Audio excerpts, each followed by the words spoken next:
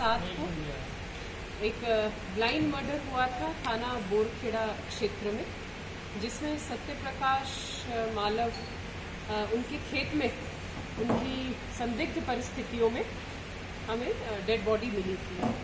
तो उस पर उसकी पत्नी ने, जो मृतक है उसकी पत्नी ने मुकदमा दर्ज कराया था कि 7 बजे 11 तारीख को शाम को 7 बजे वो अपनी गाड़ी बोलेनो में घर से निकले थे किराने की दुकान पर। जब वो 10 बजे तक नहीं आए तो उन्होंने फ़ोन करके पत्नी ने पूछा तो बताया कि मैं खेत पर आया हुआ हूँ और जो खेत में फसल है उसमें अपनी पानी की जो मोटर है वो चला रखी है, उसको बंद करके ही वापस आऊँगा। तो काफ़ी समय तक जब वो नहीं आए तो जब वो उन्होंने मतलब वापस फ़ोन किया तो फ़ोन बंद मिला, तो उनको थोड़ी सी ये लगा कि संदिग्ध परिस्थितियाँ लगी, तो तुरंत खेत पर पहुंच के देखा तो उस समय पर उनकी जो सत्यप्रकाश मालव संदिग्ध परिस्थितियों में वहाँ पर उनकी बॉडी मिली।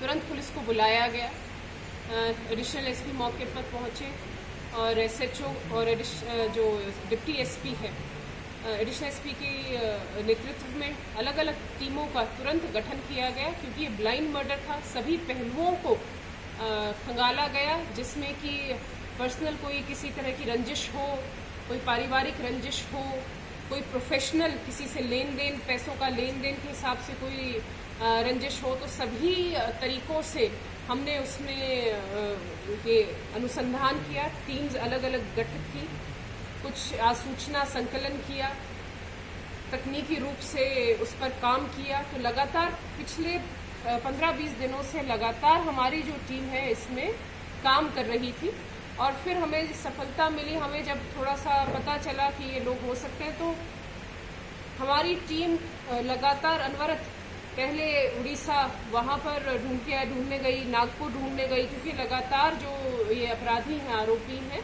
ये अपनी लगातार लोकेशन बदल रहे थे। हमारे भी जो स्टाफ ने आसूचना संकलन करने के लिए अलग अलग रूप का धारण किया, कभी किसी फल वाले के साथ मतलब वो बन के कोई मजदूर बन के उन सबसे पूछताछ की और अंत में हम जो 3 में से 2 मुख्य अपराधी जो थे उनको हम गिरफ्तार करने में सफल रहे।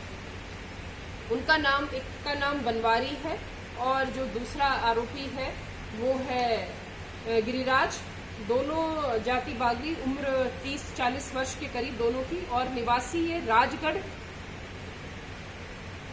थाना सांगोर, जिला कोटा ग्रामीण के यहाँ के निवासी हैं।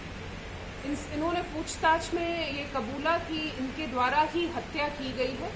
ये जो पानी की मोटर होती है उसको चोरी करने के लिए स्पेशली ये तीनों ने प्लान बना के और यहाँ पर आए थे पानी की मोटर चोरी करने के लिए।